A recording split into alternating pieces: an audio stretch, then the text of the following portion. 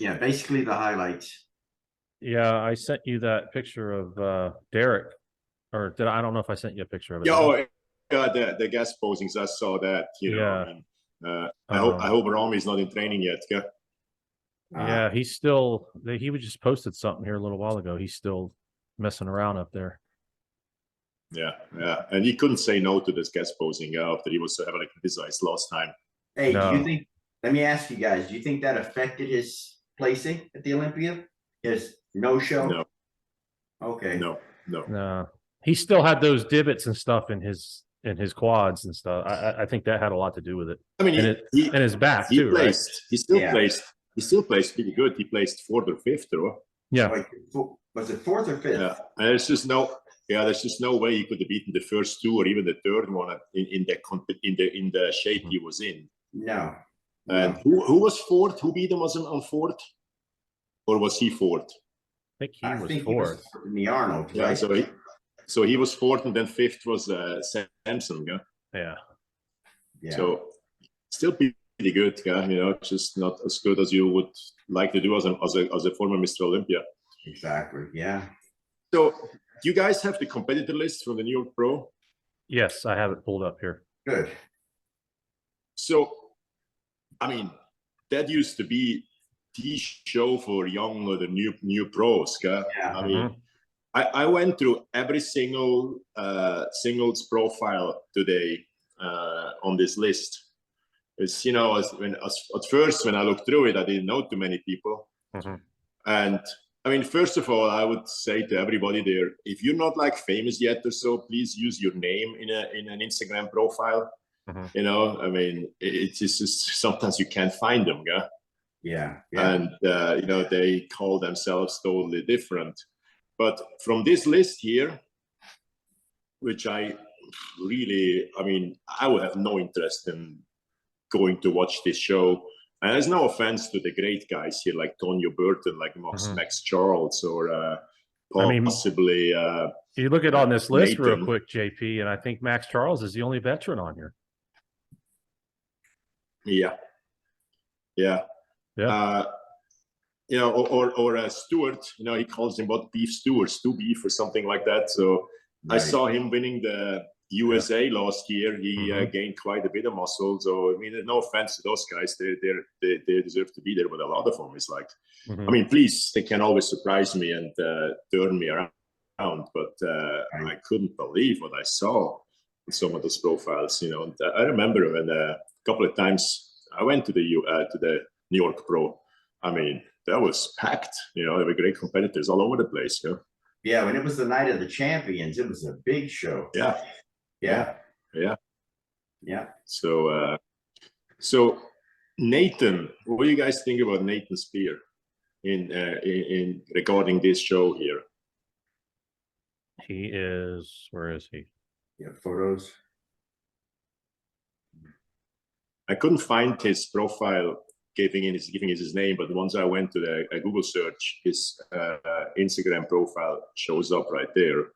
Right. How you spell his last name? Spear, just like a spear. Spear. Britney Spears, no Spear. It's just S-P-E-A-R. Yeah, it's not coming up. Give me a second, I'll find it. And then when it comes to the winner, I see no problem for Tonio Burton. I just cannot imagine that anybody will have a remote chance against Tonio. Well, let me ask you about Tonio. Do you think the tattoos are going to hurt him at all, or no? Not really. I mean, because he's covered. I mean, he's got a lot of tats. Right. When he became pro at the USA, he was so striated, and then when he started to put all this size on, pretty much double in size, that hurt him at first a little bit because he doesn't have this quality anymore. But now he has the more size and the quality is back to where he used to be. I absolutely love it. I mean, the guy is great. He's narrow he's got a great physique. Great, yeah. He is narrow in the shoulders. That will hurt him at the end when it comes to competing against Samson and those guys. Right. But we can't say much about. I mean, this is just great stuff. I personally, of course, I wish he would not have those tattoos, but I don't think it really matters much. And his glutes are unfreaking believable. You know, I mean, the guy is just. Who's his coach? Does it say here? Really, really good. Hey, it looks good from the rear. Yeah, he's great. I mean, Yeah, he will win that, no problem. So you think hands down, I don't think he'll be over Max? Oh, absolutely. Yeah. Oh, absolutely. I mean, the guy has everything. The only thing you can maybe bring up with him is, I mean, the calves from the front, but nobody cares about that anymore. Is he has a little bit high lats, right. but it's just too young for Max. Yeah, yeah. Maybe you don't even see his best body part here, the glutes. You know, I mean, you don't even see that here. No. So I think Max will be, I think, very happy with a second place here. And then I'm pretty sure Nathan and Stu, they are hoping to be all be in the top 3. And the rest, I just simply, I would love to talk about them, but I just don't know. Yeah. Did you guys see the Stu guy? Do you remember him from winning the overall at the USA? Yeah, I have him here. With the afro look. Beef stew? Right. Yeah. Yeah, I got him here. He put a lot of size up or on since the USA. It's not even a year now. Oh, that was from when he was an amateur. You know, I remember him now. The hair, longer hair threw me off. Oh, yeah. Yeah, I'm not a fan. But you know, compared to Tonio, that's just not going to be enough. They're comparing him to Eduardo there. Looks a little similar. Yeah, let's not get carried away with Eduardo here.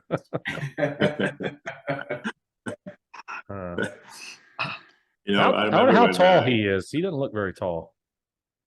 Yeah, he's not very tall. No. I remember when Eduardo in the green posing trunks placed 8th at the Olympia, he would smash those guys today. No, he was 16th in that Olympia. Yeah, one time he was 8th, I remember. And can you put up Nathan Spear? I'm not finding his profile for some reason. I can tell you his profile. Tell me how to spell it here.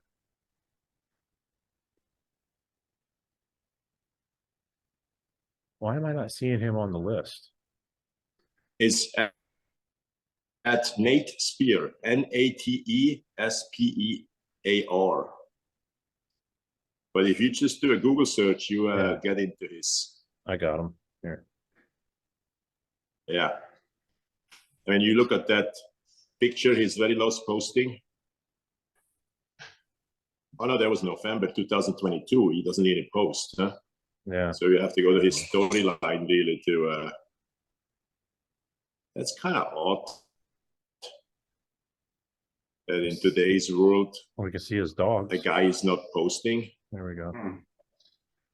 Yeah. I mean, dogs are nice, but that's kind of odd. You know, I don't quite understand. Oh no, I think this is wrong here. I see now a posting from 1 day ago, 3 days out of New York Pro, 251 this morning. Double biceps from. See the poster, the double biceps from the back in the green and the blue posing trunks. Right here. Yeah, that's 3 days ago. That's not very convincing, to be honest. No, his legs aren't very big unless there's something with the camera here. Exactly. Maybe the view from above, maybe. Yeah. You have to.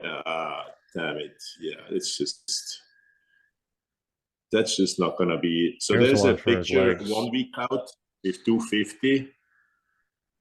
The front thighs are a little better than the hamstrings from the back.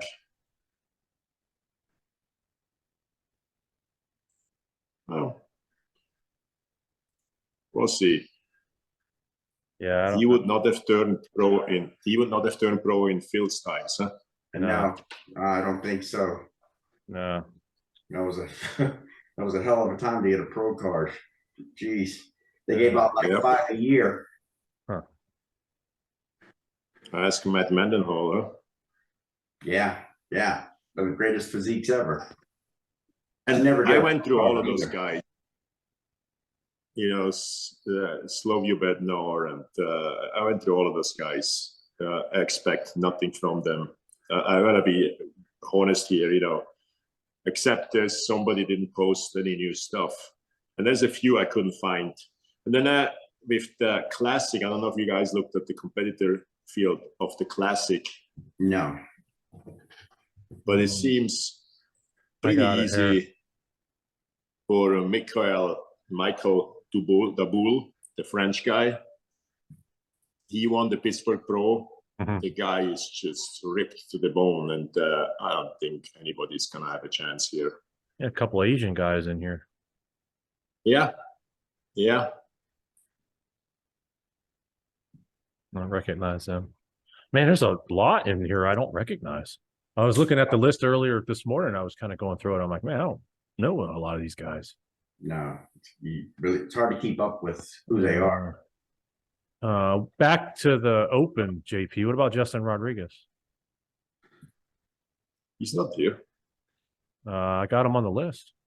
No, he's taking a longer break. Oh, okay. That's what he said, and I don't have him on the list here. Let me see if I see anything on his profile. But no, I don't expect him to compete.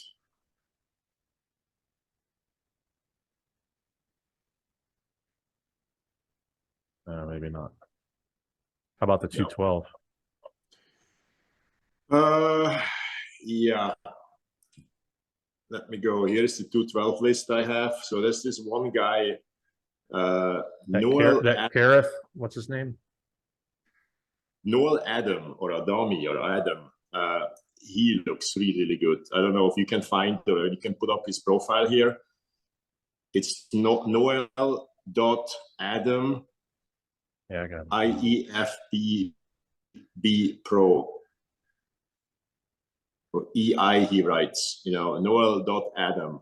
I should get him up there. I mean, there's some crazies. That picture that front app pose. Yeah. Can you pull him up? I got him here. Story, or is it on his profile here? Do you see that go down a little bit? You see that? I don't know what show that was. That app and tie post there. Look at those legs. Yeah. Oh yeah. Yeah. That's pretty insane. Yeah. Do you have any post? This looks like last year's New York. Yeah. So then hopefully he's even better. Yeah. Impressive there. But then carried. So he won the New York Pro last year. Carried Bayo or Bajo. Yeah, Kareth. Yeah, I've got Kareth on here.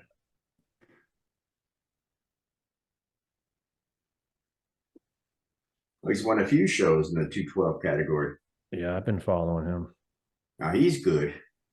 So he won the Texas Pro, placed 7th at Olympia. So then he must be considered the favorite here. But, you know, his legs are not half as impressive as the Noel guy's legs. But right. We'll see. Yeah. Yeah. And he's a little bit older, too. He's like late 30s, early 40s. Yeah. And they both look really, really good. So I look forward to that. Hey, what do you guys think about Natalia? This is a total different approach I've ever seen of any current Olympia champion. I mean, I haven't been keeping up with her. What's her deal? She competed. She's winning one show after another. Oh yeah. She's winning one show after another. Wow. She won the Pittsburg Pro. Right. She looked absolutely great. And, I was thinking there's going to be a huge fight this year between Sarah, what's her name? Sarah, who lost the title to her last year, and Natalia. And one of the things, Sarah is at this point superior to Natalia or the legs. So I was a little bit worried, if this competing thing, now not having really an off season, at least not so far, it might hurt her. Because, Sarah is going to want the title back. She's going to put everything in it all year. And I saw a posting where they compared her legs to the Olympia. Her inside was a little bigger, not Dahlia's, but, it's kind of similar. I mean, she won the Olympia, so she was great. So I don't know if that's going to be great. I mean, in one way, as a champion, she is absolutely fantastic. I mean, she's every weekend she's somewhere. Yeah. She's really. I had no idea. Beside all of that stressful program, I'm sure for her it's not even stress. She enjoys every minute of it. That she can even prep like that. So when I saw her on stage a week ago, I was like, I can't freaking believe that. So all my respect, And if it's the right idea or not, we have to wait and see. Yeah. And then I looked through the female bodybuilding list, the champion from last year, Donna Salib. She looked pretty great. She's competing. So hopefully she can defend the title. Then, Donna Salib, yeah. Yeah. There's only 2, Yeah. 4, 6, 8. There's Can you there's go only to 9 competitors. Yeah. Can you go to Natalia's profile and show you that that lineup post where she just stands in the lineup there? I mean, this is freaking freakish. I mean, it's so good. If she has it posted.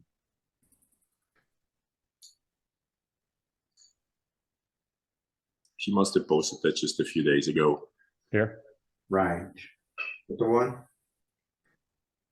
No, That's the Olympia. No, I gotta. Okay. Yeah. Let's see her story.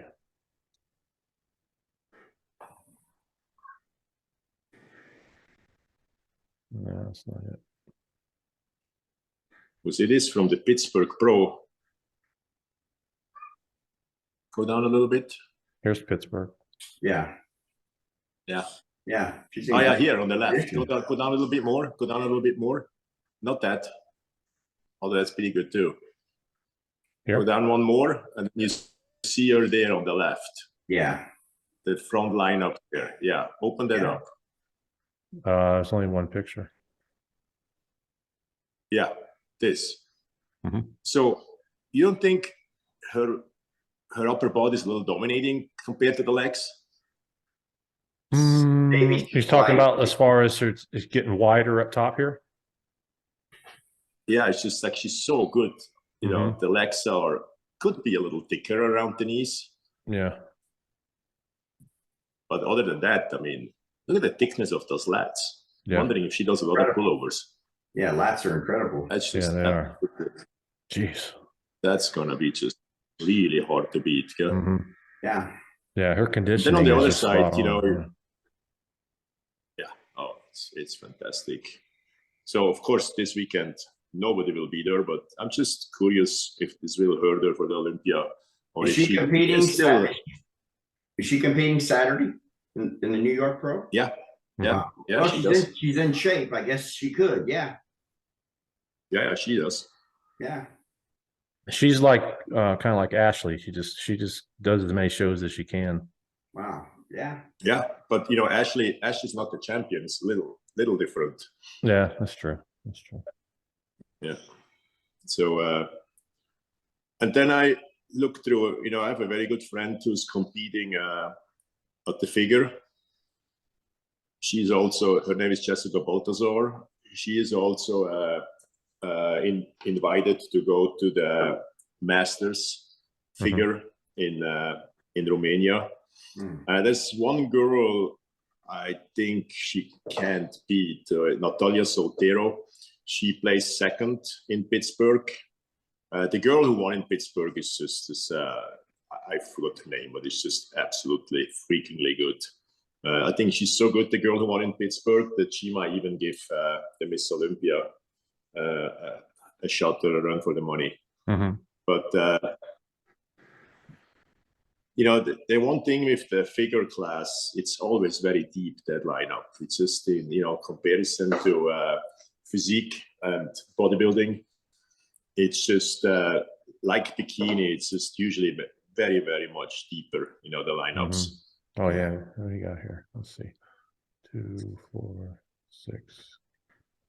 Do you have her profile, Natalia Soltero? 60. I was counting how many competitors already. 22 competitors. Yeah. Good number. Natalia, her picture is right here from the I got it up here from the Pittsburgh show.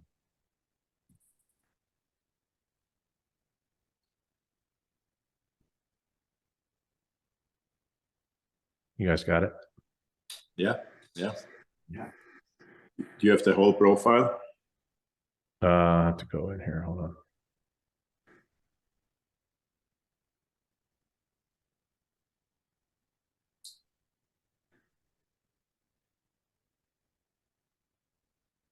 Go to the front line up there. Yeah. I mean, it's not much you can improve there. I mean, holy moly. Yeah. That's just absolutely stunning. Yeah. It can be, yeah. So I don't really see her being beaten here. Jessica Baltazar has a very, very similar body. Jessica is probably quite a few years older. That will be further maybe a little bit, but very, very similar. And then we have, I don't know if you saw any of that in Pittsburgh, we have bikini and wellness.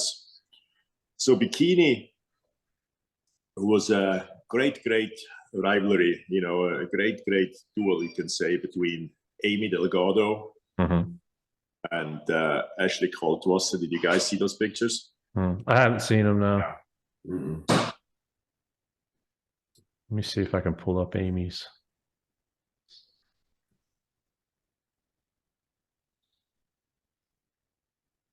Yeah, here's Fitness by Ames. Yeah, you know, so I got Amy. You got her? There.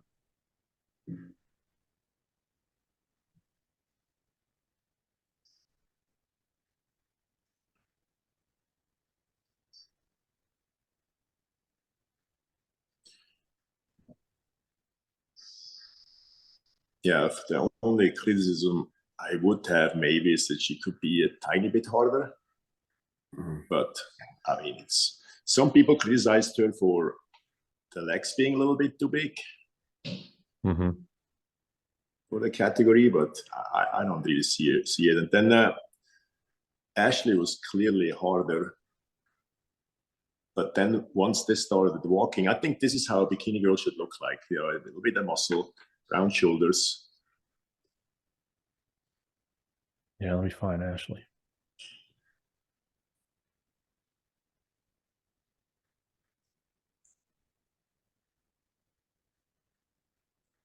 That's Olympia. That's from the Olympia. But if you go, here we are. Ashley's a little harder. The problem, I think, here was when they walked to the curtains. You know how they always have to walk back to the curtain together. Amy's butt was just 10 years younger. You know, when they walked. Which, I mean, it is technically as simple as that. You know, in pose, I could go either way. You know, you can go for Ashley, but then once they start walking, it starts to jiggle here a little bit. I mean, maybe, I don't know, maybe something didn't go perfect in the prep. I mean, must have gone near perfect because she's very, very, very, very good. And then Amy plays sixth at Olympia, so it's not that she lost against nobody here. And Amy is winning shows for a while now. I saw her competing last year in San Diego live, and she won. She was absolutely great. So now, since Ashley is not competing in New York, the only competition she may have here, Amy, is Evie Escondor. Evie, I saw them last year competing against each other in San Diego. It was very, very close. Amy won. And Ivana, then she won like 8 shows in a year, Ivana, but then went to the Olympia and totally screwed up. I mean, it was just flat. Placed 12th. Then she went to the Arnold's and placed not well again, 5th or 6th. For a girl who's winning 6 or won 8 shows in a year, it's not great. But I think there's some coaching change, which is just doesn't make any sense to me. You know, she wins 8 shows in a row and then hires a new coach instead of just relying on what she did in the past. And ever since, she's not looking this great anymore. But I think somebody talked her into that she has to belong to a big team to have a chance of winning the big title. She's just a little bit flat, especially from the side in the glutes. From the front, she's absolutely stunning, and her midsection is so tiny, small. She's only 36 years old. I mean, she looks younger here. Right. But from the side, she comes a little bit flat. Yeah, she was supposed to come train with me for a while here, but it didn't happen yet, so I don't know exactly why. She lives out there, I'm assuming, huh? I'm not sure. She's coming here sometimes. She has friends here. Huh. Yeah. Damn good. And then wellness last week. I love this girl, this Asian girl, Lily Dong. And when I looked through the pictures, I couldn't quite understand why she placed only 3rd or 4th. But then once I saw them all standing together, I think she's a little bit long upper torso, shorter legs that hurt a little bit. And the other ones are extremely beautiful. But I'm surprised why the competitor fields are so small. I was going to ask you that. I'm only showing 6 girls. Is that correct? Yeah. I don't know what the hell is going on. Because when all the big shows of the IFB Elite League, before those girls all came over here, a lot of them competed for the other federation. They used to be huge shows with 15, 20 competitors every show. Yeah. And I don't know what the hell is going on here. It's maybe because they're all living in South America, or most of them. Maybe we didn't catch up yet, and they just don't want to travel the whole time or all the time. Yeah, something. I don't know what the reason is. Yeah, it's not good.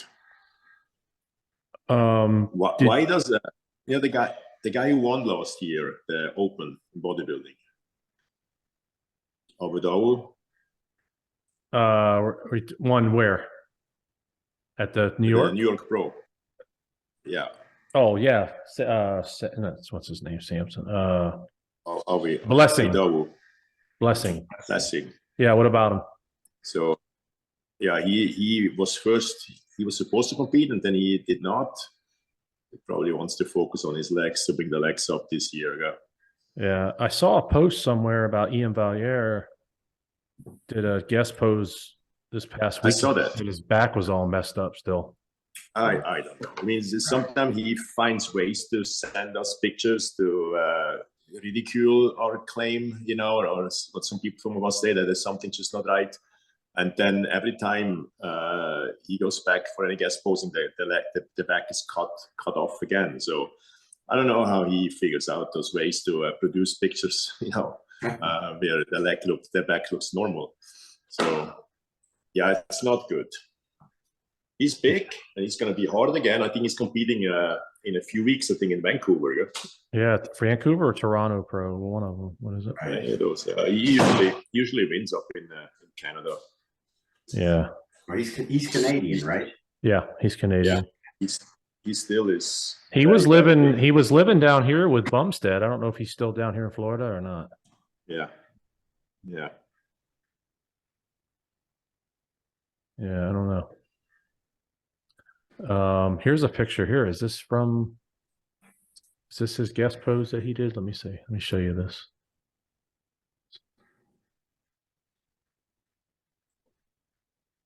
I think this is the one they were talking about.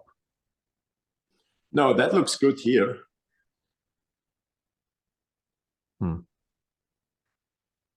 And you're not going to find on his page any evidence or that there's something going on in his lower back.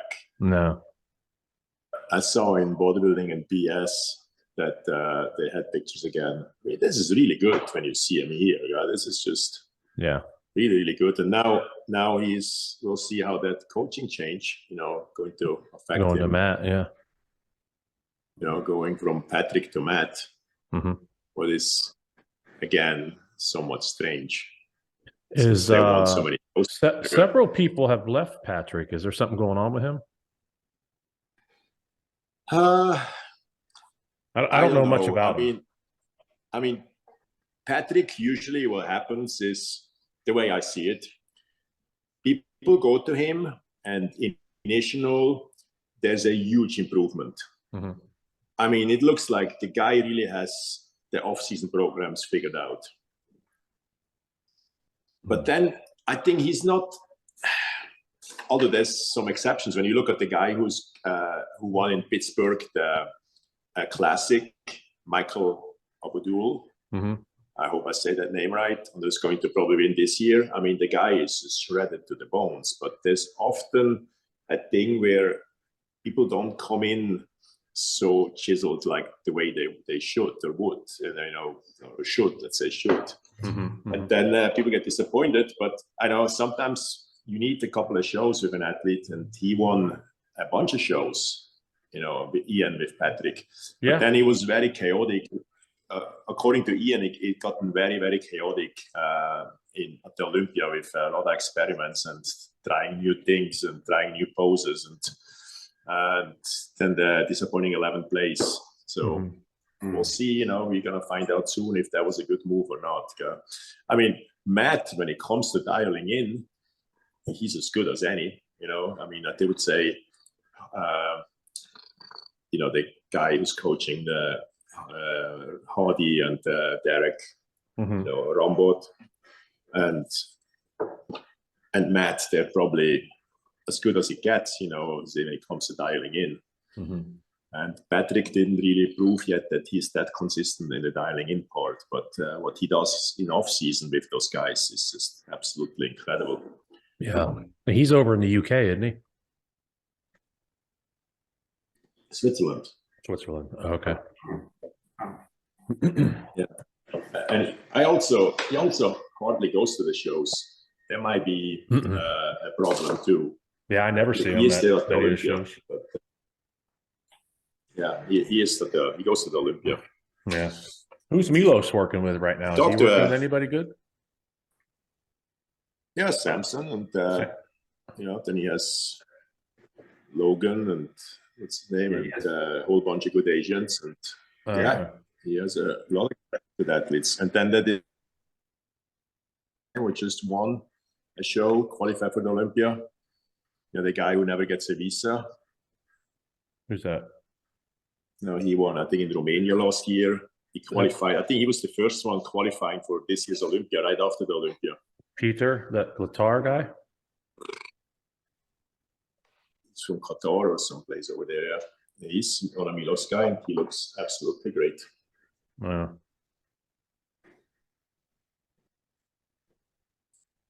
I think they're all great coaches, and then Rambo and at this point, and Matt are just a tiny bit ahead of everybody.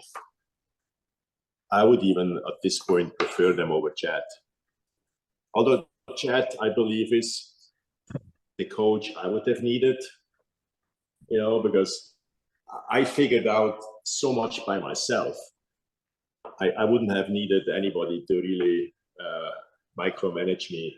If I would have had some loose talks and loose guidance from time to time, and then somebody going to the shows with me, that would have been perfect. And from how Lenda explained her work with Chad, that's exactly kind of what she got. There was a lot of this kind of like friendly input, and that's exactly what I would have needed. But a lot of guys today, they need a 24/7 plan about bathroom hours and everything. Yeah. I guess. JP, are you coming to the Olympia? I don't know. Because I think tickets are going to go on sale here soon. Yeah. I wanted to make this the year of paying off some stuff. Yeah. And I just talked to my wife about that. When you constantly, even if it's never like a lot of money, when you constantly go to like this show and that show and then Europe and see my father and go here and go 3 days to the beach, and it's just over the year, it just starts to freaking it adds up. It adds up. It definitely adds up. And then, the whole thing was, the plan was that I'll launch my app on January 18th, but this has turned into such a shit show with this app stuff. So I want to make this the year of paying off some stuff and paying my house down a little bit more and that kind of stuff. So I don't know how the Olympia fits in there, but we'll see. Yeah, I'm still up in the air. I got to pay for this Canadian trip first. And then after that, I'll see how my funds look. Yeah. We'll see. Yeah, I had to make a profit and loss statement not long ago for a certain reason. And when you go through those expenses, I mean, it's like, what the fuck? Yeah. So yeah. Well, I wonder what happened to John. I guess he something came up because we've been communicating for the last couple of days. He is on Australia time. Yeah, it's how far is Australia ahead of us? It'd be 11 o'clock a.m. for him on Friday. Right. So he's in Australia. So they're ahead of us, but he's been doing a lot of his own podcasts.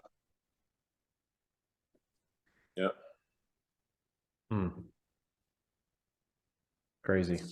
So, remember, guys, I talked a lot about launching that app. It was supposed to be January 18th. So I started realizing, coming closer and closer to that date, that the team I had is just nowhere up to that task to complete whatever I needed. So I put some pressure on the company to get a new project manager. And I got this fantastic new project manager.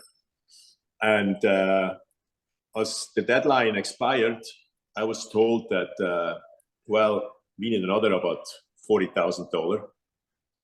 Wow. And there was never really a contract made. They were just kind of like projections, what this kind of costs. And that kind of got me off guard. But I have some good connections over there with other companies who have big contracts with this company who try to help me out of this, because, they bring this excuse now that I started to implement so many new features, so they couldn't just do it for the money.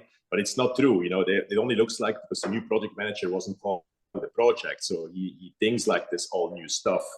So I had to remind them that this was everything I did in my original presentation 1.5 years ago is still the same. There's no change on that. So now I have to see, can I buy myself out, move to another company? I can't do that. Or find some kind of agreement with them, or we'll see. But I kind of lost faith a little bit, so. And where are they based? Where are they based out of? Well, they're based in India, and I was very skeptical, from the beginning. But they did such a great job for a friend of mine with a language learning app. So I was fairly confident they can do the job. I knew it's their first fitness app, and I knew it's a little different, but at the end, But I'm telling you, what is a little bit, we're using those great apps on a daily basis. We're using Amazon, we're using Netflix, and now when you know a little bit more, since I know a little bit more about how those apps function, I mean, this is just unrealistic. I mean, that stuff is just, I can only imagine 1,000 people working on those things day and night. Yeah. And I had to kind of lower my expectations a little bit. What is possible when it comes to graphics and all of that. But there's still a certain standard I expect, and that's just not happening.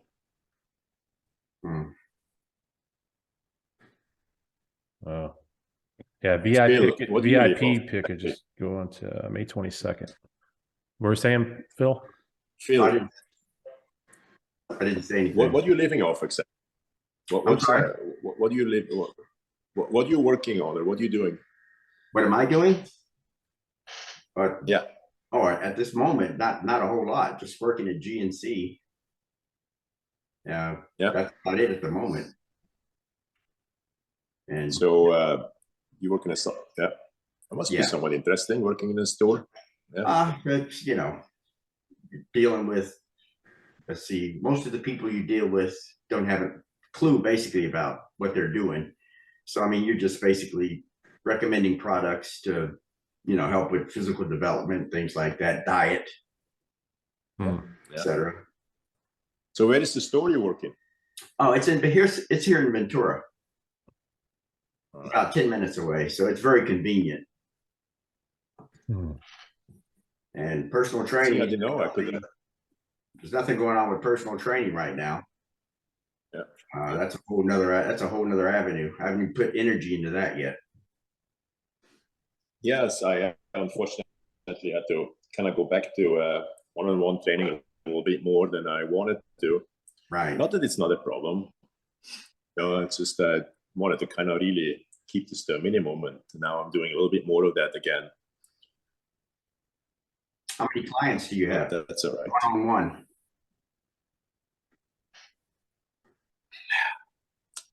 Well, I have maybe 10 clients. That's a good number. So, you know, the original goal was to have Monday, Wednesday, Friday morning. Then my office is attached to the gym. You know, there's a gym attached to a wellness center. My office is in the wellness center. So I thought, okay, I'm here all day in the office working online.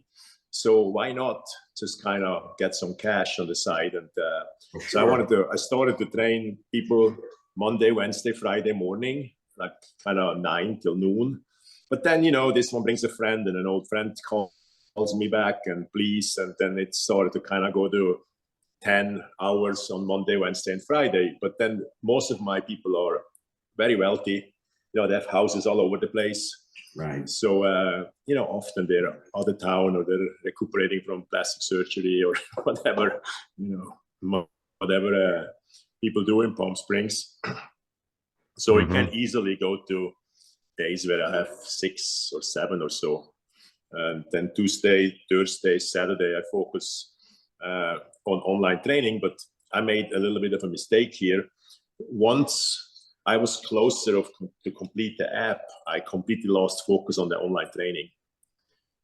I was so focusing on the app, and I thought I'm going to push that once I have the app, because I was so excited what I will be able to present to future online clients. And I kind of neglected it a little bit. And, you know, a very challenging thing with the online training is to keep people interested. Right. Because, you know, you hire, you sign somebody up, then you write all the plans. But then at some point it becomes more of and people don't compete, an occasional check-in, kind of keep tap on them somewhat, but then they start to believe, hey, why do I need to spend that money? When somebody's competing, it's a different story. You know, so I kind of lost a few clients and didn't really worry about it. That was maybe a little bit of a mistake. So you have to constantly stay up, like with the social media. You know, you have to constantly stay on social media, get new clients in, and you have to constantly do some research stuff and send them. Just keep the people occupied. You know, it requires a lot of work. Yeah. Right. Oh, it becomes a full-time job. Yeah, you know, when you have an app and a good system and a good payment processor in place where the cards are automatically charged, but I never did that. And it becomes sometimes half a day where you just chase money. Right. And I'm not good in it. You know, I just kind of like, okay, if you don't want to pay me, screw you, guy, you know. And I should be a little bit more aggressive in that regard, guy. I mean, can you imagine? And companies like Amazon or so have to call you every month. Hey, can you pay me this month? It's just not how it works, guy. Yeah. Yeah. Yeah. People don't want to pay. People don't want to pay the money. It's a little tough. I ran a lawn business Yeah, on the side absolutely. for a while, and that was the problem, was getting people to pay me. Yeah. Yeah. Mm. And, you know, I'm guilty of that too. When with my pool guy, my gardener, I'm sometimes 3 months behind. Because I'm never here, you know, when they're here. And then at some point they call me and say, "Hey, do you open any letters?" No, I really don't. You know, if it's not coming automatically from a bank account. Says, "Hey, if you don't start to pay me, I'm gonna not come to clean your pool anymore." Yeah? You know, it's just a normal, you know, it's kind of normal, yeah. Right. Yeah. Yeah. So, right, are you gonna watch this New York thing? You're gonna buy? Is there a pay per view to buy, or? I don't think I'm going to watch this one, to be honest with you, because there really isn't anybody that's impressing me. I'll watch the highlights on Instagram and stuff, but right. Yeah. I think that's about it. Yeah. What's after this? Is California? When is the California? Oh, you know who's is I think Hassan is prepping, huh? Yeah. Mustafa. Yeah. I don't know what he's doing his now. name. Yeah. Hassan Mustafa. Yeah, he's prepping. Yeah, it doesn't say There's what nobody for, with more muscles than him, huh? Yeah, he looks good. Yeah. Yeah. He's thick. Very thick. Wondering why he's not going to New York. I don't know. Is he here in the US? Well, he's having a coach here, so I don't know. If you guys want to hang out, John just messaged me, says he'll be on in a few minutes. Okay. Oh no, I'm done. I'm going to the Lakers. You going to the Lakers game? Really? I mean, not going to the Lakers game. I'm watching the Lakers, and you know, I'm going to hockey game every 2 days now. So it's become a little stressful. You know, they just played 3 home games. Our team here, the AHL team. So what a freaking heartbreaker is that? Yeah. So yeah, we are in the division finals. So you know, we got up to 10,000 people here. I think I mentioned that before. Here. Hey, John. Hi, John. You gentlemen, What's going on? how are you, Phil? Good, man. Good. You? I'm good. Jimmy, how are you? Good. Oh man, not bad. Hanging in there. Good, good. Okay, Jake, John, I'm on the way out, but since you're here, I'm going to stick around for a little bit longer. Yeah, look, so it's fine.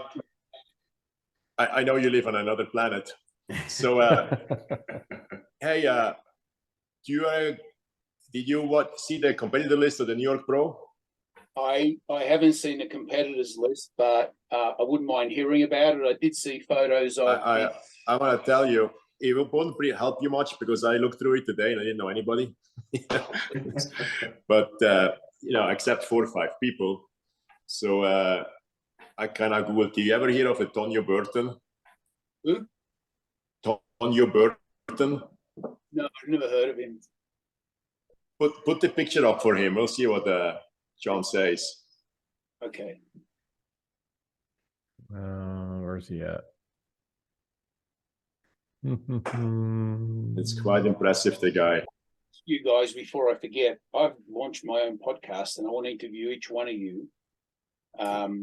Probably the first one of you should be 2 weeks from now, and then each following week, I want to do an interview with all of you. And sure. I've been up to a few things. So I've launched the podcast, and I saw that you've been busy. Yeah. I've seen. Sourced a really good protein powder, which I've been taking for a while. I usually don't take protein powders. This one's a really good one, and I want to start selling that as well. So I've got a few things, but the main thing is I want to interview you guys because, you know, I'm not sure what the background is, but I know you competed. Gene, you know, I've always been impressed by you, and, you know, Phil was a man who was not only, you know, I met him, he was a really great guy and mind-blowing physique. So I hope you guys will. Do you think you can connect to young people like me? You think you can connect to young people like me? Look, I'm a very immature person. I've got a 27-year-old son and a 31-year-old son, and they're much than what I've done. So I would love to come on. Absolutely. Yeah, yeah, that was fantastic. yeah, definitely. So this guy, okay, this is one of the competitors. Yeah. He's the favorite. I mean, big favorite for this show. And now, please tell me his name so I get it. Tonio Burton. Tonio Burton. Mm-hmm. Look, standing relaxed there like that, and in the gym, it all looks good. It looks fantastic. But we really need to see him in every pose. There's I'd like to see him with his arms up from the back and his legs and from head to toe. Yeah, I go kind of quite a bit back with this guy because Wow. I had this. He beat my top guy in 2019 by a hair for the USA title. Okay. And he always kind of surprised us. I don't know, back as an amateur, he had extremely weak arms, but he was way harder then, but not as big. But in the meantime, he really got big. He has to be really careful with the lower stomach, as you see. And his absolutely most impressive body part, which you can see here, is his glutes. It's like Ronnie Coleman stuff going on when he's really in shape. Well, he looks fantastic. I've never seen such a basket. Yeah. The biggest negative for him, he has two. I mean, you see a little bit the lower stomach, from all this weight pounding over so many years. But he has a little bit high lats, and he's not very white. When you see him in person, he's not very white. But so wasn't Lich Kasparian. He placed second at Olympia many times. Yeah. He doesn't look like a terribly big man, though. And would I be right? I mean, he was competing in the light heavyweight 2-3 years ago, up to 190, or what is that? 198. 198, yeah. Mm-hmm. And then he moved to the 212, but after a show or two, he just right away outgrew that, and he's probably close to 240 now. Wow. Look, he looks really impressive. However, he's standing on his own. Mm-hmm. And, it'd be good to see him against other people because they're, and also the judging criteria. I'm still not 100% sure what they're looking for, but what happens in these shows, regardless of what we want to say about the physiques, it's whoever's there on the day. So if it's not a physique that we like or, think the very best, you've got to understand they've got to give them a place. It's who shows up. Sometimes, for want of a better saying, it could be the best of a bad bunch. Now, and I'm not saying that in a negative way. It's just an explanation. Right. The guy looked fantastic. Absolutely fantastic. Yeah, I think my money's on him. I don't think there will be any problem for him not to win that show. Well, look, I'd be I want to see this because he made a very bold prediction. And we really don't know who else is in the show. Mm-hmm. There's a lot. Well, I have the competitor list. Okay. And looking at those names, I want to give you the names. There we go. I have this cat fighting me here for every single.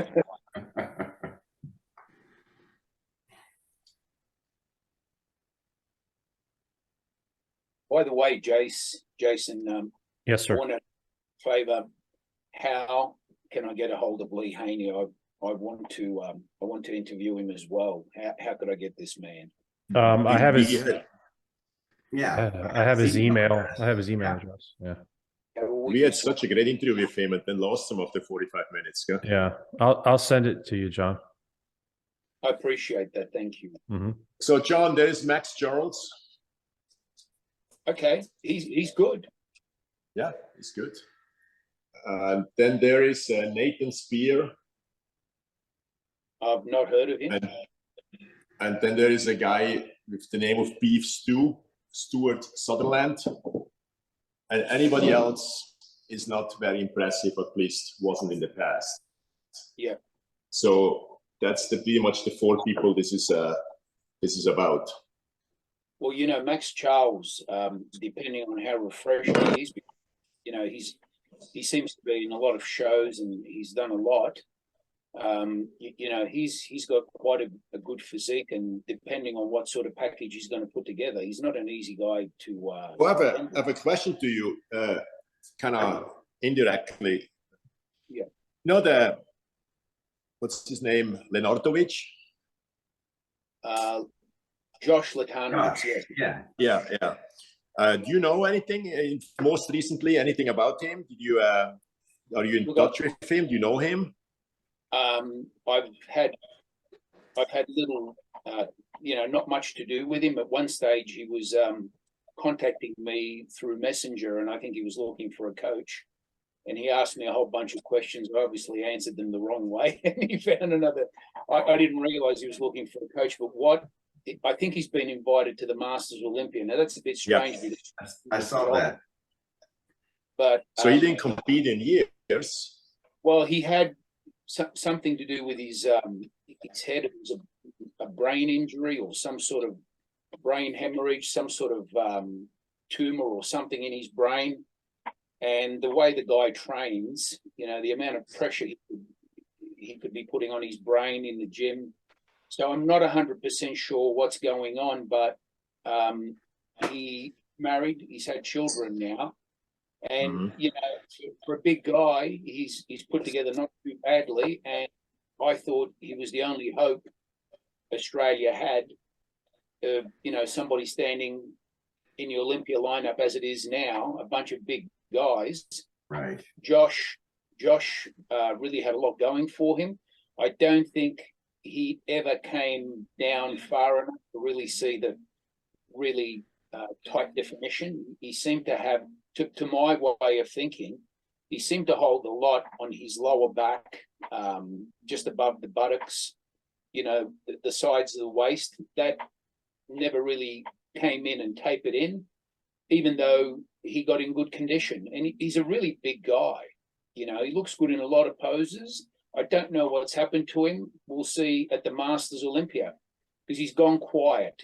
But we do know that he had some sort of, it's hereditary, I think. And, you know, when it's got to do with the brain, you can't play around with that. Yeah. So because I think him and Max Charles are kind of the most recognizable names on that list for the Master Olympia. Right. So, well, let's see if he even shows up, because usually when he's getting ready for something, you know, he posts and is out there talking to people, and you know, on Facebook he'll talk on various groups. I haven't heard anything from him, so can you really trust that list? Yeah, and it's sure a trip around the whole world, guys, in Romania. So that's a long trip. Yeah. The long from Australia. Australia's the furthest place away from anywhere in the world when you really think about it. Right. You know, the closest, like flying to Los Angeles, if I get a straight flight, it can be 12 hours. Right. And that's okay, you know. But if you've got to fly to Europe, like I remember going to London, I was in a plane for 36 hours. Flying for 36 hours or something ridiculous like that. I don't even know. I think there was one stop. You know, otherwise you can get a flight, and I don't know if you guys have ever flown 24 hours or 26 hours. Stupid question. You can fly the other way around, yeah? I prefer to fly to Los Angeles, spend a couple of days there, and then from Los Angeles to Europe, it's not that bad. That if I had to do it, that's how I would do it. But people try to save money on these flights. It damages me so badly, those flights. I would actually prefer to pay the extra money and do a stopover in Los Angeles. And then it's really not that difficult, LA to any place in Europe, really. Right. With what I'm used to. Now, you guys in Australia, your seasons, I think, are opposite of us, aren't they? Yeah. Like your winter's coming soon. But we're coming into winter. You guys are coming. Summer, yeah. Okay. Yeah. And you know what? Where I was born in Italy, we had the same seasons as you.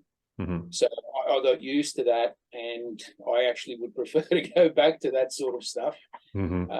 Australia's the other way around. So, you know, in Australia now, summertime, you know, wintertime, it can get quite cold.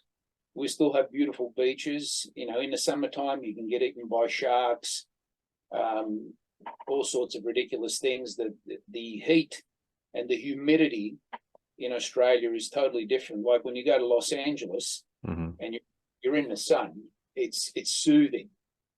The Australian sun bites. You know, if you're not used to it and you go out, you can actually feel it biting into the skin. And you don't want to play around with the Australian sun. You know, skin cancer is one of our biggest problems here. Yeah, I've heard that. Los Angeles, I prefer that sort of heat. It's beautiful. Yeah. Hey, when it comes to your podcast, do you have a name for it, or you have any like spec?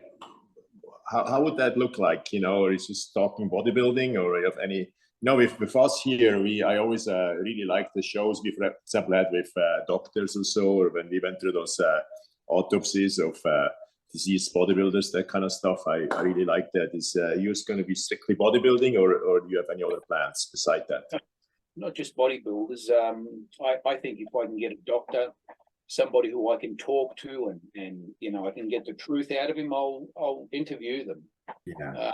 It's not just bodybuilders, but you know, health related bodybuilding. I love controversy. You know, so if anybody's like that, it's all the more. You know, I how do I put it? I like to dabble in everything.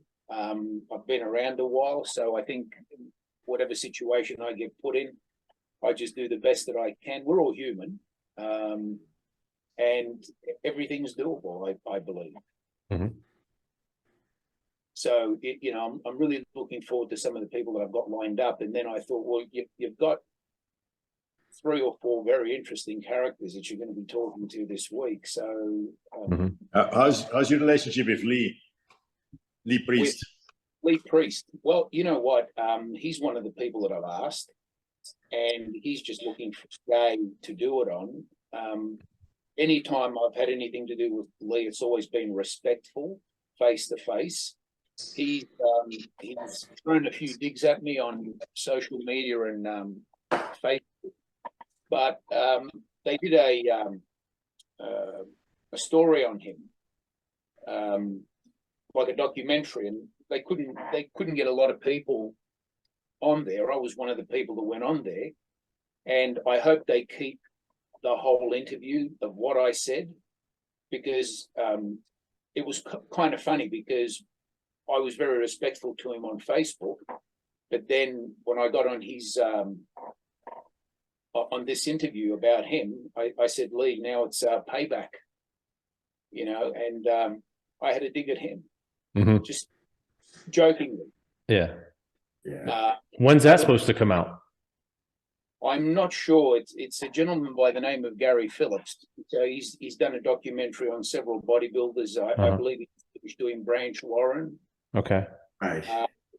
Don't be surprised if he approaches any of you, because he's a photographer, and lives in Australia. He was originally from England, and he used to be the editor of Flex here in Australia. And he's still doing photography and filming. So I think he'll do a really good job with the documentary. That should be interesting. Yeah. Next week I'll be interviewing probably our best bloke from Australia at the moment. His name is Aaron Polides. He pro show in New Zealand, and I think he a 212 competitor, and I know him.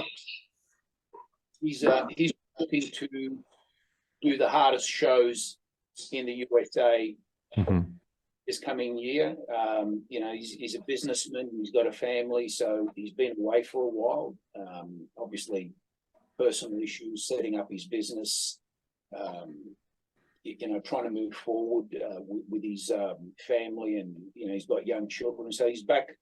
He's back now, and I'll be interviewing him next week. So that's why I was hoping to do one of you guys the week after that.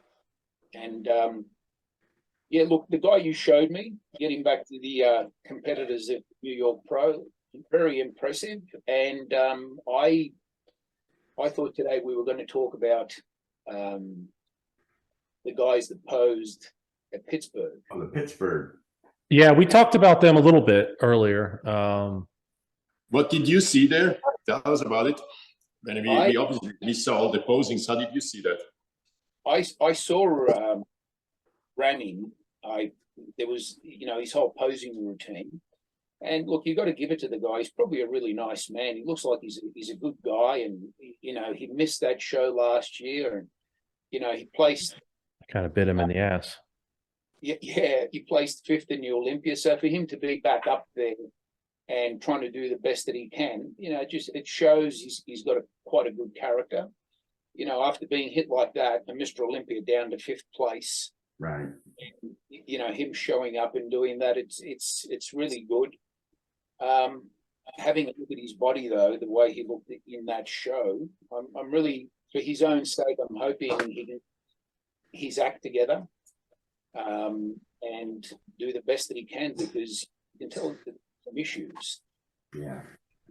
I mean, I look for certain things in physiques as they start to age, and I'm not sure how old he is, but the first place I look is under the pecs, when you start to get lines under the pecs, wrinkles under the pectorals. Right. And that seems to be happening to one of his pecs. And I'm not sure what sort of treatments he's getting. He said he was going to be doing stem cell therapy. Mm-hmm. I'm not sure how that went, or if he even had it done. You can tell he doesn't really have a lot of experience. I mean, it's so obvious what he's doing to his shoulders. You know, Right. Whatever it is that he's injecting in there, I think he's been a little bit more artistic. And I'm not sure why he doesn't inject his calves. If he's going to get into that, do your calves. Yeah. You know, for a kid like his, the 3 areas I'd be concentrating on is deltoids, of course, getting the waistline down, and do something about the calves. Yeah. You know, it's ridiculous that people have stopped training them and they're not even judging them anymore. It's absolutely ridiculous. I'm sorry. I just don't get it. Mm-hmm. You say they're not judging him anymore? Well, this is what I've been told, because Really? yeah, do they actually judge them? You know, if you've got weak calves, Right. like, you know, in our day, Phil, we get crucified if you walked on stage without calves. Oh, Mhm. yeah. Mhm. Yeah. Absolutely. You know, so I'm not sure whether that's happening anymore. Yeah, I think Rich Kaspari brought that up recently on one of the podcasts. Yeah, I read that. He did was mention talking about that. calves. Yeah. Right. Because I mean, if you look at the silhouette of a physique, really the 3 areas is the top of the body, which is the shoulders. Mm-hmm. Then there's the middle of the body, which is the waist. Waist. Mhm. Yeah. There's the lower part of the body, which is the calves. Mm-hmm. Yeah. And if you don't have those diamond-shaped calves, you're just going to have legs that look like beer bottles turned upside down, or Mhm. turnips. Sure. So, I mean, you know, even guys with like genetically very inferior calves in my time, like Sean Ray, or they had somewhat decent calves, especially in a silhouette. Yeah. yeah, You know, like I don't remember really anybody who had absolutely zero calves. No. yeah. No. Then Yeah. you know, there was like we spoke about it last time I spoke to you guys about the nerves from the lower back that affect the calves. Yeah. Talked about Ronnie Coleman and Dexter Jackson. I forgot to mention Dennis Wolf. Right. Right. He just like totally disappeared after a while. Mm-hmm. Not sure what happened there. I think he may have had a soccer accident or something. Mm-hmm. I don't know. I just come from an era where if you didn't have them, Right. That's right. physique and look really good, you just weren't taken serious. Mm-hmm. So now walk in with a wide waist, a belly, no calves. And again, it's not something that is happening more so than this is all we've got. If competitors show up looking a certain way, you've just got to judge them accordingly. And if they're all weak in that area, well, what do? Don't hold the contest because people don't have calves. You're still going to have a contest, and you're going to have to place them accordingly. Yeah, well, that's the way it should be judged. What do you think about Derek and his showing at the Pittsburg Pro? He looked quite impressive. The amount of size this guy's holding for a guy his height. Certainly hasn't forgotten about any body part. He's got this tremendous back. Now, for him to be that heavy and still show any sort of back definition at all. Yeah. This year, I'm not sure if Hattie's going to have such an easy time, depending on what Derek does. He looks like he's focused. He's a God-loving man, and if nothing else, that just focuses you in such a manner where I think this guy is zeroing in for the Olympia. And out of all those guys there, from the little I saw, I was impressed with Hunter Labrada and Derek.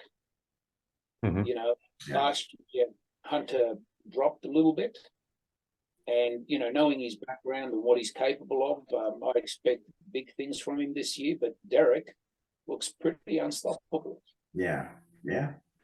I agree with I think Hardy might hold him off one more time, maybe. Yeah. Maybe. But then that's it. It is going to be this next serial winner. He's going to win. I'm pretty sure. I would bet he's going to win 3, 4, 5 in a row. I would tend to agree with you. And the rate of progress that I'm seeing, it's really impressive. You can tell this guy's putting everything into it.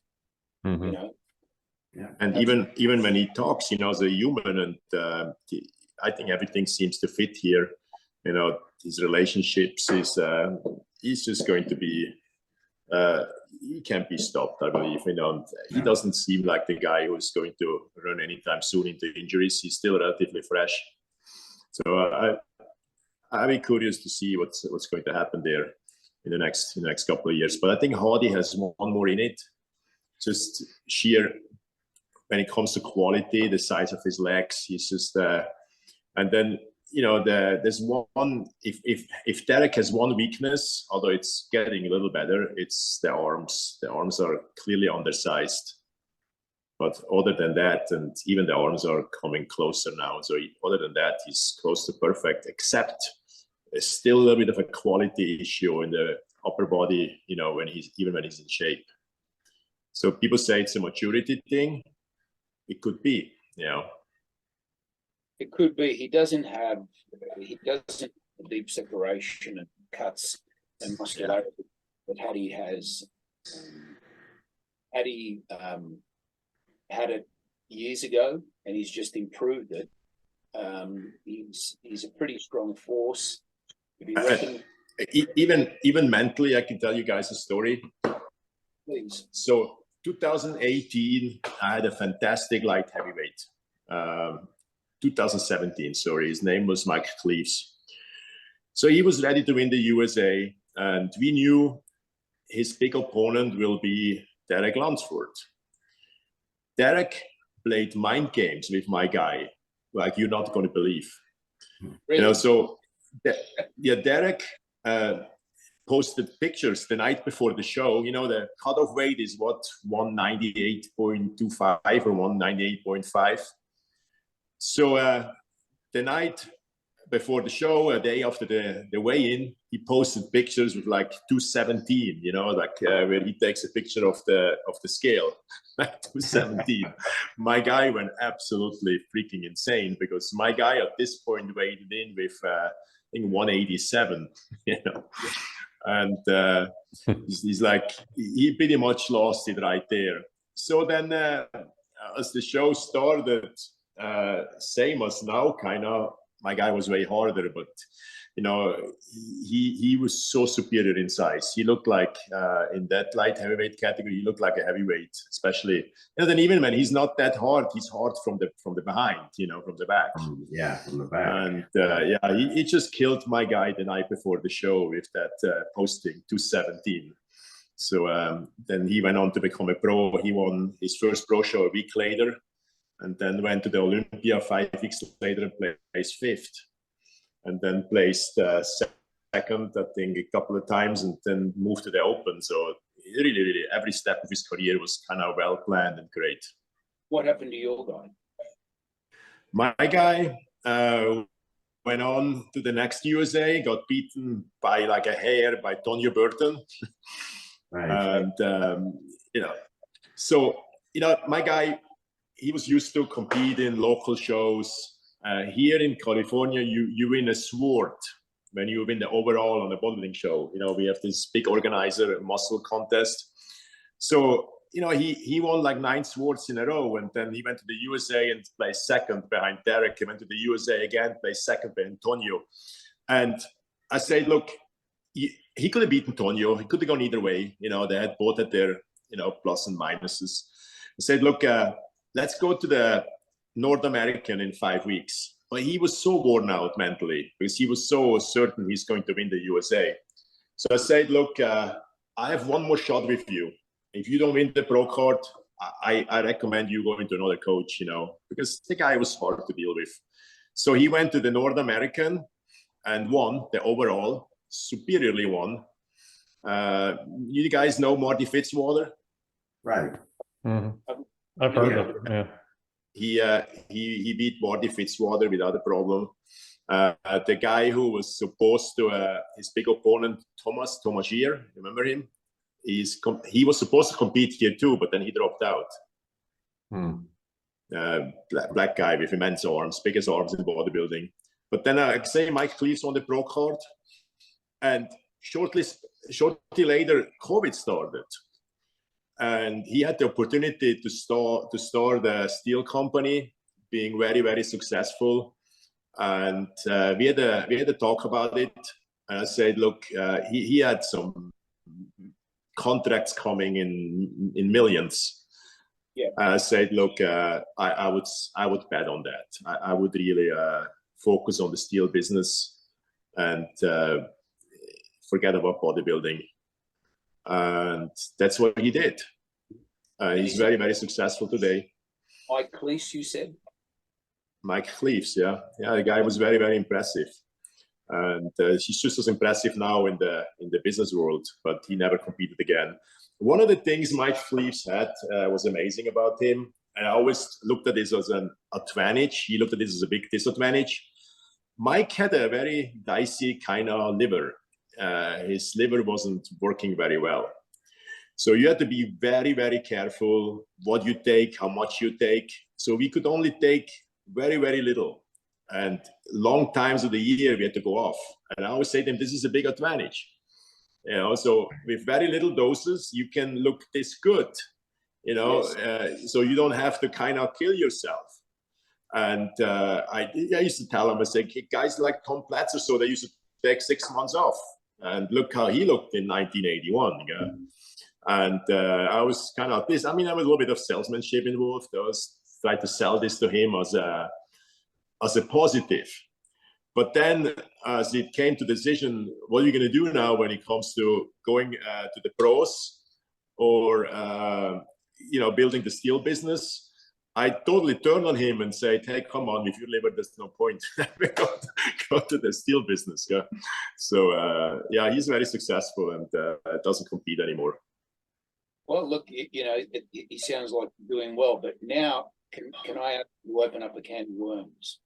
What do you classify as little dosages? Because the stories that I've heard, just like I will let you know.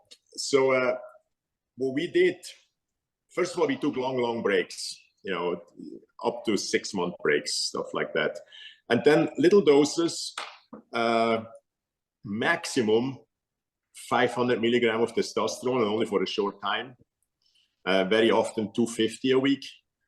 And we not even went to things like Trembolone or so, like a Master on 250, 300 milligram, Deca, 250, 300 milligrams, no orals, pretty much.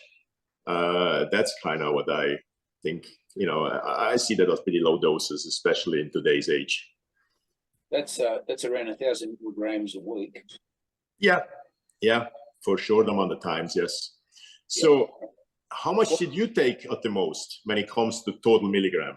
Well, I once tried these so-called high dosages, and I had to back off because there was not much more happened, right? So if I was taking 250 milligrams of test a week, I once took it up to 500, and I thought, you know what? I don't know how anybody takes 1,000, but at 500, I thought the top of my head was going to blow off.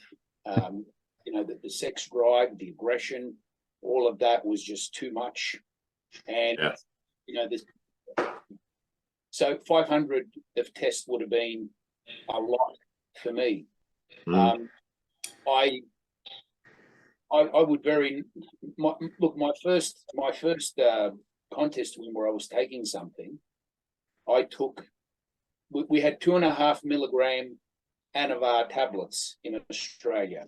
Right. So my daily dosage for my first contest when I took them was 17.5 milligrams a day. Then I would take 2 shots a week of Durabolin, 50 milligrams per shot.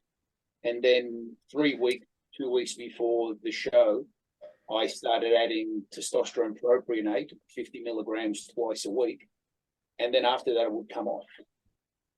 And I once tried doing considerably more than that. And I don't think it was necessary, you know, but probably what would get things kicking for me is if I took 250 milligrams a week of test, 250 milligrams a week of Deca, and let's say, I don't know, either 20 to 40 milligrams of Dianabol a day. That was a good cycle for me. You know, I once did orals, and we had, I think in America they call them Anapolon or Adroid, I'm not sure. Anadrol? Anadrol. Yeah. Anadrol, yeah. In Australia, we had 100 milligram tablets and 50 milligram tablets.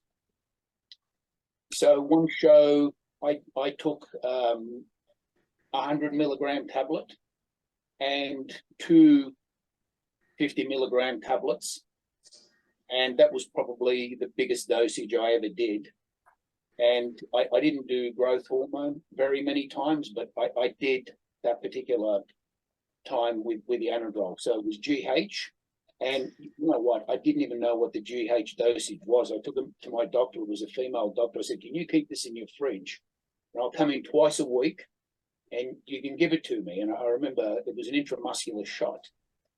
So that's probably the biggest, highest dosages I ever did. You know. No, I did clearly more than that. Well, but these are the, you know, I'm not sure what you did, but if you don't mind, I actually want to hear this from the horse's mouth because I've heard some different I can tell you exactly what I did. So I had this a mentor. I worked with a guy who kind of told me you cannot take more than 500 milligrams of testosterone a week before you turn pro. You know, I said this way, once you turn pro, you can do more and have a lot kind of still potential to grow. Like where so many people now and back in the days, they were pretty much worn out once they became pro and not much happened. So I always did pretty much the same cycles, you know, for the most part. So I did as an amateur between 1990, 1994 is about the 4 years it took me to turn pro. I did 500 milligrams of testosterone a week and 4 to 5, mostly 400 milligrams. It was kind of difficult, the Primobolan, because they came in 50 milligram vials. So you had to kind of push a lot of those vials. This was very, very difficult. And then I did let's say for 3 weeks, I did 300 milligram of Masteron for 4 weeks. And then for 4 weeks, I did 3 to 4 Parabolon a week. They had 78.5 milligrams. And then for 4 weeks, again, I did 300 milligram of Masteron. Whenever I did the Masteron, I added 25 milligrams of T-ball a day with it. It's always that pretty much same cycle. The only difference in a pro show cycle, so in a prep, was that instead of a 12-week cycle, I did a 16 to 18-week cycle. So at the very end, I took Anawar in, and then from Masteron and T-ball, I went back to Anawar, Tren. I took the Primo out and kept the testosterone until 2 weeks before the show, where I switched from Sustanon to Propionate. That was pretty much always my cycle. And whenever I tried something different, people told me, you gotta try this or try that, or, names I don't even know how to spell anymore. I was kind of disappointed. So I always went back to Primo. Occasionally, instead of Primo, I took Deca, but I liked Primo clearly better. So that was my cycle. When it comes to growth hormones, I could not really afford them for the first part of my career. So I bought a Russian growth hormone. So who the hell knows if I ever took growth hormones as an amateur, because that stuff looked dicey at best. So maybe they were good. I took the prep for the Miss Universe in 94, in 93. No. I started to take growth hormone prepping for the 96 Arnold's Classic. So then once I turned pro, I doubled the dose of testosterone from 500 to 1,000. But anything else, I kind of kept the same. But I doubled the dose. That's a reasonable cycle because, I think you did really well. That's actually not that much. Because what I hear that guys do today, at some stage, I probably would have experimented with about as much as probably not as much as what you were talking about, but that's a reasonable cycle. Yeah. But, to me, it was a lot. Because, when I had 1,000 milligram testosterone, then the 3 or 4 Parabolon, 500 milligram of Primo, that's already, we're getting into 1,800 milligrams a week. So, I never felt back then, people tell me now, says, oh my God, I don't believe it. You had to take more. I said, I thought that taking a lot, I didn't feel like, oh my God, I got to take 3 grams. Because there was always this rumor about Barry Dumay came up in Switzerland all the time. I guest posts a lot in Switzerland. That Barry Dumay he was the best European bodybuilder when I was a little younger, and I was prepping for my universe when he competed at Olympias. So I drove 3 hours to see him guest post. And I never talked to Barry asking him if there was any truth to it. I don't even know if there would be any point to it. He wouldn't probably answer that kind of question anyway. Did you take 7 grams? What a stupid question. So I went to see him guest post. I was a junior Swiss champion at that point. And I said to my friend, we sneaked in backstage and he was pumping up there. I said, if he takes 7 grams, I'm fine with my 500 milligrams because I'm already bigger than him. That didn't impress me at all, but there was probably not even truth, in any way. Then occasionally we heard that Dorian takes this much, and I was as big as any of those people. So that was not my issue. I thought I'm taking more than enough. And then I always heard my mentor say, you can take more. That's always he said this to me. You can take more and it will work for about 2 months maybe. And then what are you going to do? You're going to have to keep that up, and at some point side effects will overcome, be bigger than the effects. And what are you going to do in 5 years from now, So stick with as low doses as possible. To me, it was fairly low, and you can improve for a very long time. It has to be somewhat of a 10-year project. I think to really win the Mr. Olympia, it takes most people at least 10 years. Right. And it took 10 years to actually make it to the Mr. Olympia stage. Yeah. Mm-hmm. Yeah. That's pretty much exactly what it took me, to get to the Mr. Olympia stage. So you can try with more. It will not work, But let me ask you this. When you came off that, what used to happen in your life? Did you ever actually come off everything? And I would do this a little different today. I did when I was really doing 2 shows a year or so, sometimes the Arnold's, and I only did 4 to 6 week breaks between the cycles. So I came off pretty much completely. Today, I would stay with a minimal dose of testosterone. And when I came off, I took Nolvadex, and that was pretty much it. And I also came off the GH. But what I did coming off, I didn't train much when I came off. I trained very, very light. I went to the gym 3 times a week just to pumping a little bit. And I think that kind of saved me. So I lost a little bit of size. I tried to enjoy life a little bit more in that time. And, 5, 6 weeks later, I did usually a blood test 4 or 5 weeks in. And if everything was fine, I went back on. And I think this training light is kind of what saved me, and you got really hungry again. I remember when the cycle finally started again, I was like a caged animal. I was so excited to start. So that's kind of how I did it. And if I didn't compete in the spring, then I took 3 months off. But what I did is first, after the Olympia, I went back on for 4 weeks. I wouldn't do this today this way, because I think your body is so in growing mode. Just with simple food alone, you can really grow. There's no need to hang on another 4-week cycle. But I did. I went back on Masteron, 1D ball, Primo, and testosterone right away 4 weeks after the Olympia, and then took a 3-month break. But in those 3 months, I really didn't do much. I just pump exercises 3 times a week. But that was only because I competed mostly twice a year. It didn't happen much between 93 and 99. It didn't happen much that I had the spring off. So that's pretty much how I did things. Today going off is totally different, because today you can take some peptides coming off, but what I would never change is the light training when I come off. I would still keep that the same today. But it's sometimes hard to explain to a young guy. That's quite smart. Of philosophy that people listening. Mm-hmm. I think they should focus and concentrate on what you're discussing. But let me ask you, when you were off, you were a popular diet. Surely you were guest posing. Were you in light training? You've come off everything. What happens if you were asked to do a guest pose? Yeah, I mean, like say, when you go 4 to 6 weeks off, that's not that much. Yeah. So I mean, you start to feel a little smaller, but then you also lose a lot of water. So sometimes I just look better being off, as long as the off phase is not too long. So I had no problem guest posing when I'm off. And then I had such an overwhelming size. Nobody expected when they hired me to have Mr. Definition here or anything like that. Looking back now, there's maybe a few guest posings here or there I should not have done, where the shape was just not good enough. But, I remember this one guest posing I did at the German Championship. So I was at least 330 pounds. And I was not off. I was in the middle of a cycle.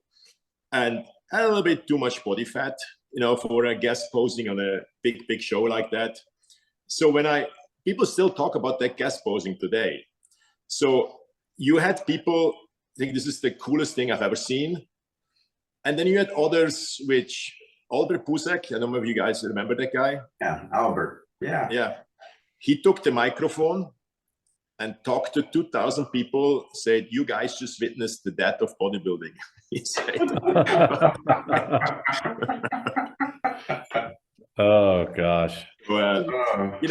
One thing I never did, when a lot of guys I guest post with, this usual suspects who competed with me, they really focused, in my opinion, a little bit too much on those guest postings, where they took diuretics for those weekends, Right. I was very well aware of my strength and what people want to see. So I did not take a diuretic or anything, or even went low carb, So often I trained fully the morning of the guest posing.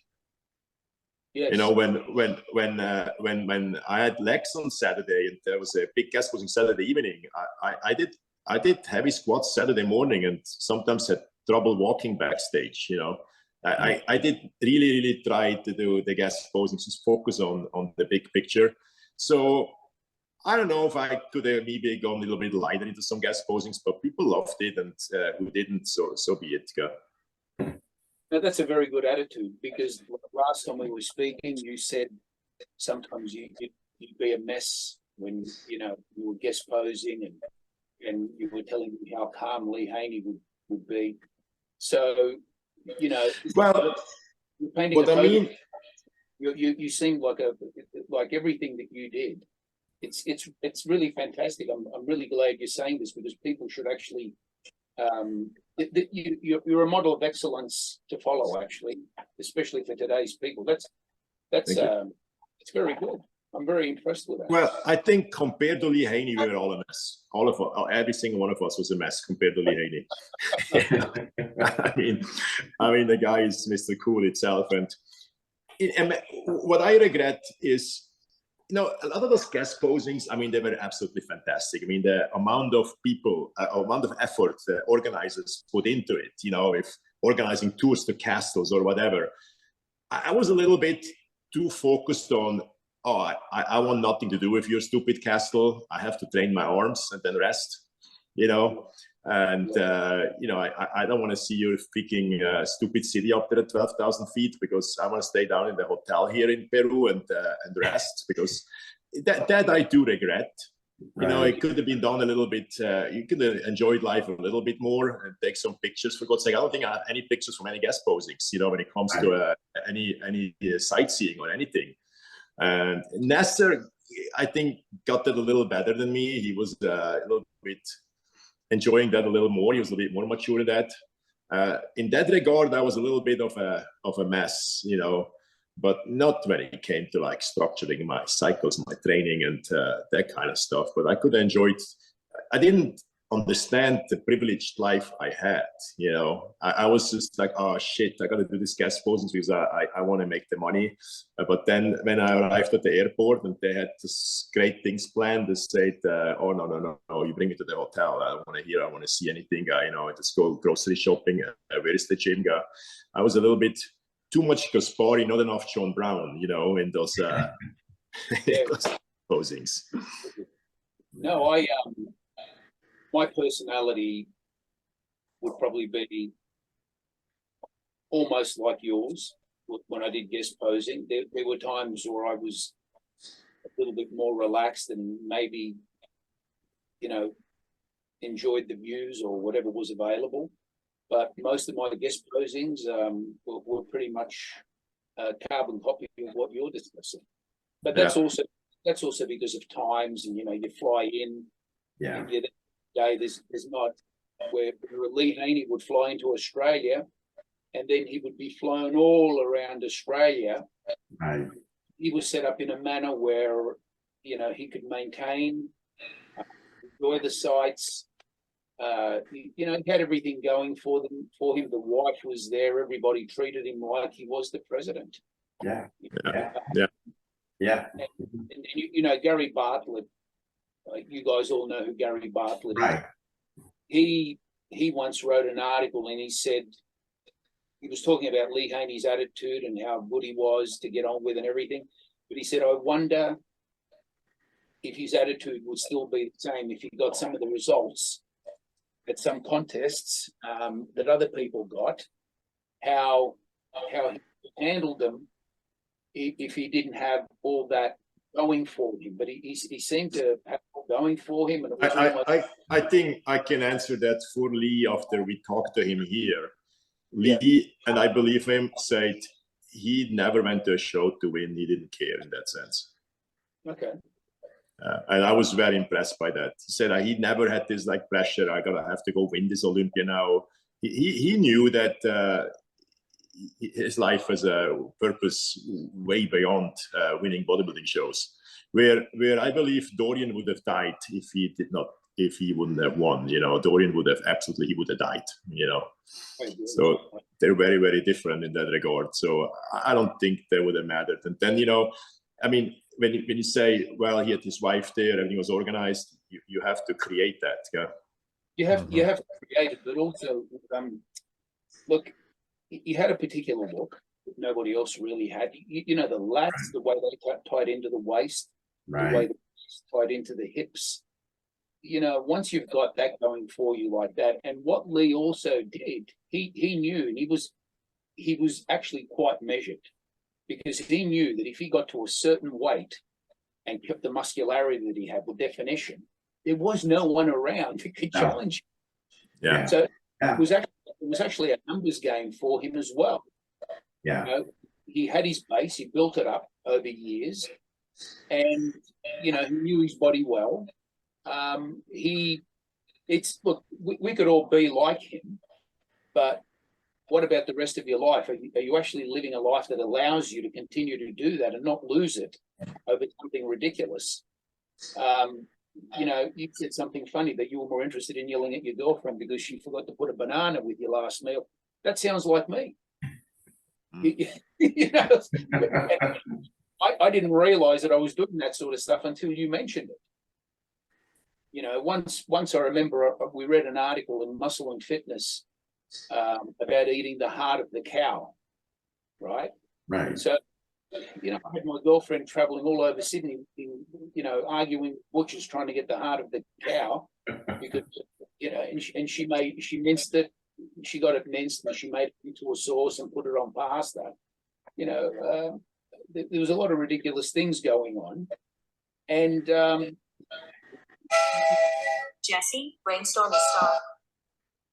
if that even took me, just imagine trying to keep that up, doing something ridiculous like that, traveling all over Sydney, Australia, looking for the heart.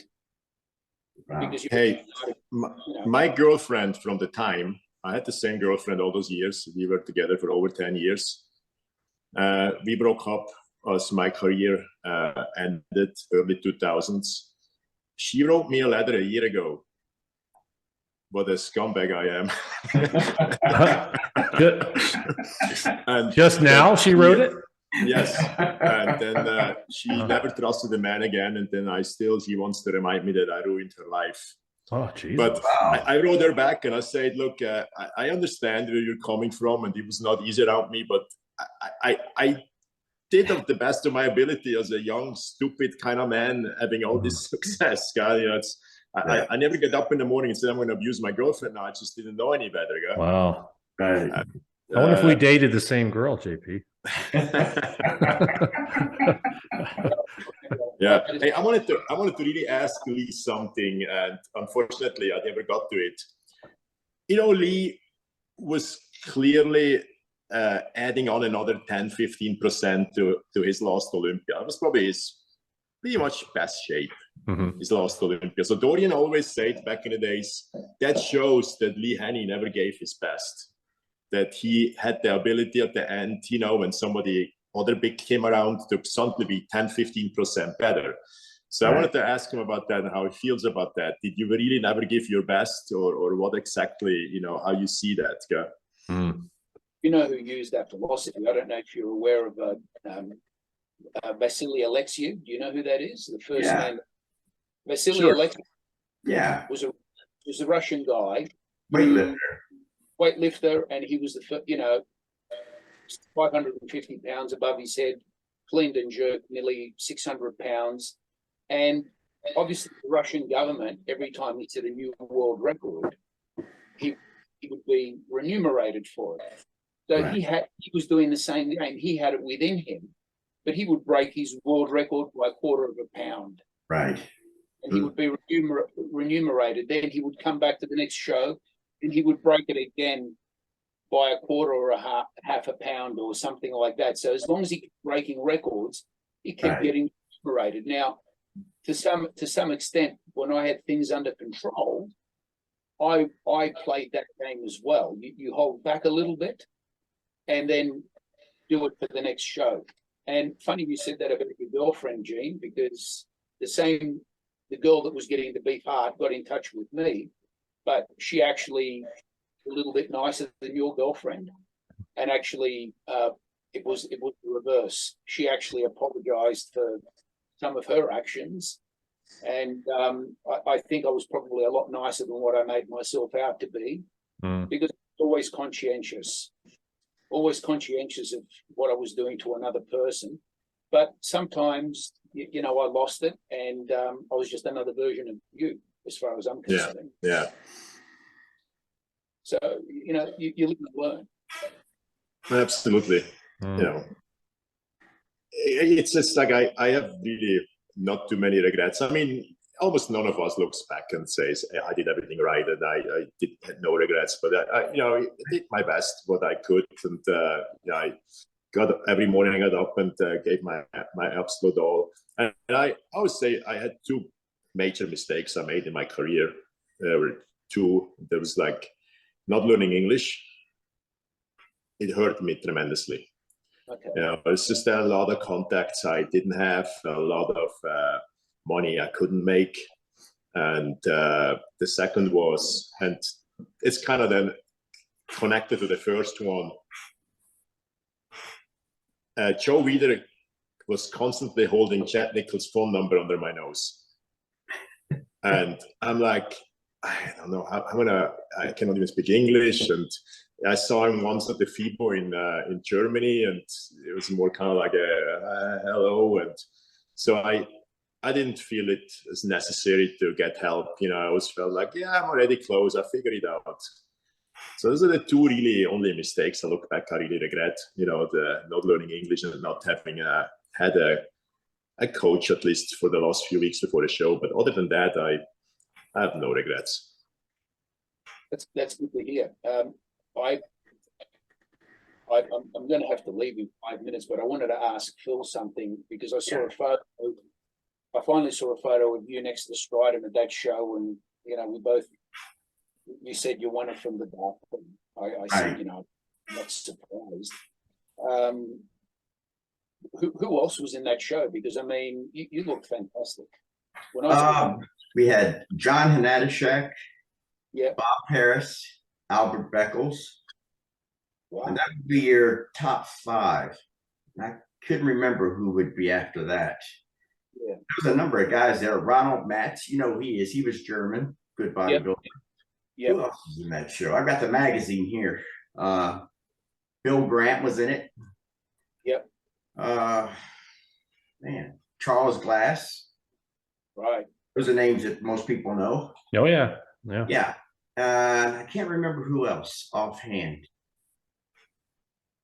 Bill Richardson. Do you remember him? Yep. Yeah. He was in there.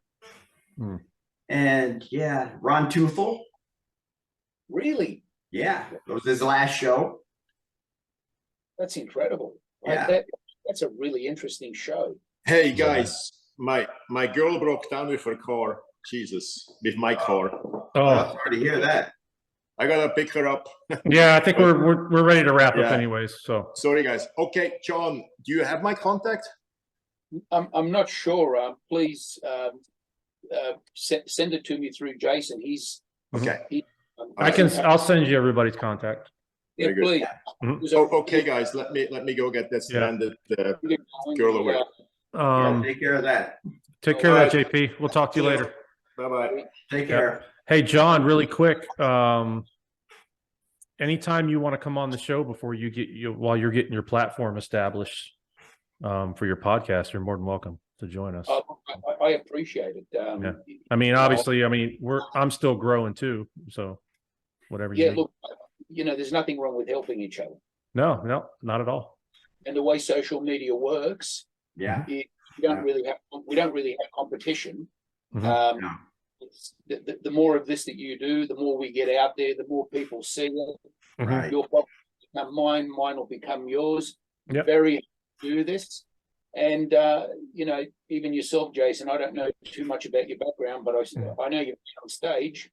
So, I want to hear about that. And I'm about to go on stage here in a couple of months. Really? Yeah, JP's actually coaching me. Okay. I had no idea. This is going to be a really interesting podcast with you then. Yeah. And I didn't want to ask Phil too much about that show because when I interview him, I want to get in. That's a really stacked show, Phil. Yeah. I'll get the names. I have the magazine, so I'll dig it out. And Phil will give you some good stories. You get a couple hours out of him. I've got more stories than a magician has tricks, so they just come up here and there all the time. So I want to hear. I'm still not sure how you're living your life at the moment. Mhm. They're all things that I find very interesting. So I'll probably be asking you questions that maybe other people have never even thought of. Oh, And sure. you know, you're about to compete, so that's, you know, that's amazing. Mhm. I had no idea, Yeah. you know. Yep. And what happened to Steve today? Steve's been we were talking about that earlier. He's been Yeah. he has like a little side business. He's got a business partner where they like remodel houses and stuff. Okay, And he's been real busy. So he'll be back eventually. no, that's okay. It's good to hear that he's doing well. Yeah. He's another one. He'll you know, he'll give you a good interview too. For sure. So Okay. but I'll send you all their I just sent you Lee Haney's email address, and I'll give you all these other guys' contact. You have mine, John, right? 'Cause you Yeah, need yeah. to get one. We're in touch on Instagram. I've got your Yeah. email. Yeah. Okay. You know, the way I made it onto this show is I contacted you because I Right. think you were hacked, and I just was checking on you. Right. And, you know, I really appreciate the fact that after all those years, you actually sent me an email. You know, that was really heartwarming. You know, and every time we've met, probably the things we talk about, I'm not sure that we could. Right. But you know, you've always been a gentleman, and it was really great to hear from you. And look what you've opened up. Thank you. Because your most muscular podcast, I there's a lot of people. Like I've got a group on Facebook, 500,000 people, and you know, they should be aware of it. Yeah, we have a lot of good guests, a lot of good interviews. Yeah, absolutely. It's just getting that material out there. You know, that's the hard part. Reaching out. You've done probably the best that you could with Lee Haney. Getting Lee Haney on would probably have been a real big. I have to thank Linda Murray for that. She hooked me up with that. Well, look, it's fantastic, and you know, I listened to it, and it was entertaining, and I think you said he got cut off or something. Yeah, we got almost an hour out of it, and then his power went out or something happened. So okay, well, it's not bad. No. Hey, any time with him is well spent. So absolutely. Yeah, and you know, thank you for being so gracious and giving the opportunity to come on. And look, if I'm not contacting you and you body on, 99.9% of the time I'll probably say yes, or at least do my best. So let's stay in touch, guys. Yeah, it's definitely. You guys are legends, man. I love having all you guys on here. So thank you. Yeah. Thank you. Thank all right. you. All right, gentlemen. All right, Jason. John. All right. I got food to eat. Okay. All right.